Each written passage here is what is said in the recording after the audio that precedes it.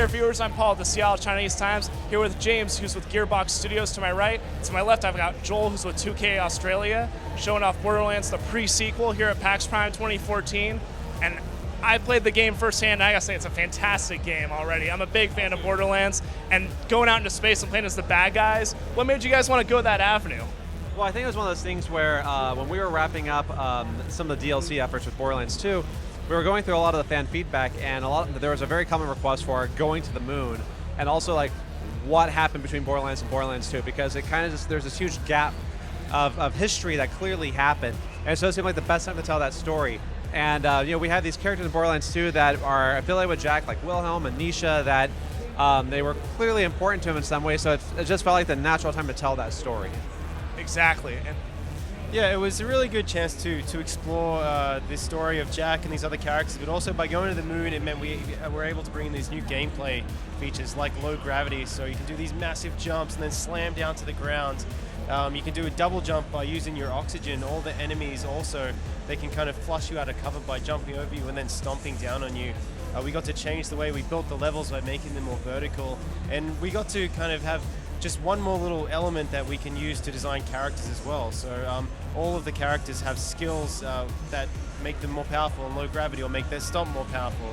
We've got to bring in new gear with the Oz kit, which can actually make your stomp electrocute people or freeze people or set them on fire.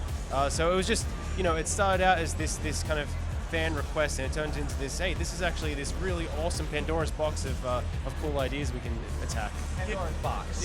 yeah. Definitely, yeah, no, I played, you know, all the Borderlands stuff, and I was like, going to the demo, I was like, you know, okay, I know what I'm doing. And then, like you said, those guys that could jump and just, you know, get right behind your cover point, the low gravity, the different weapons, it was a ton of new stuff that I didn't even expect. It was like, I didn't know how to play Borderlands at all of a sudden. It was really one of those things that when we went to the moon, we knew that we really need to up the ante. We need to have new mechanics, we need to have like new gear.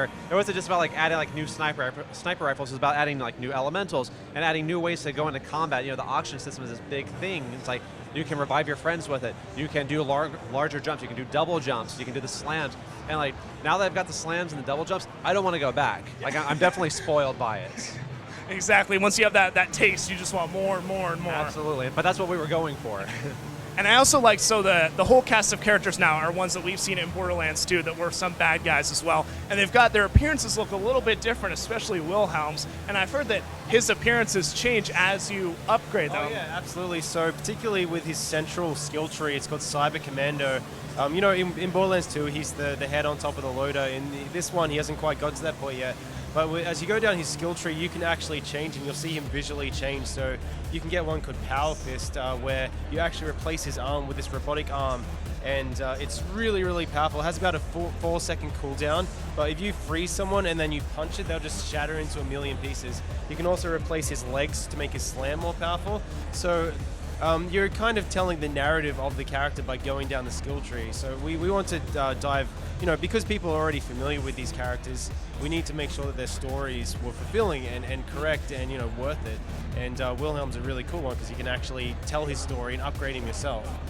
There's also the thing where like his voice will change, like as you make the augments to him, because he started off sounding very normal, but like he'll start to have like that very obvious like robotic voice that he had in Borderlands 2. So not only a physical, but like an audible change as well. Absolutely, it was something that we first started noticing that we could do back on Borderlands 2 with the Necromancer, because like when you start specking out Death Trap, his physical appearance would change. And we're like, we want to start doing that with characters, and Wilhelm seemed like the obvious time to start doing that.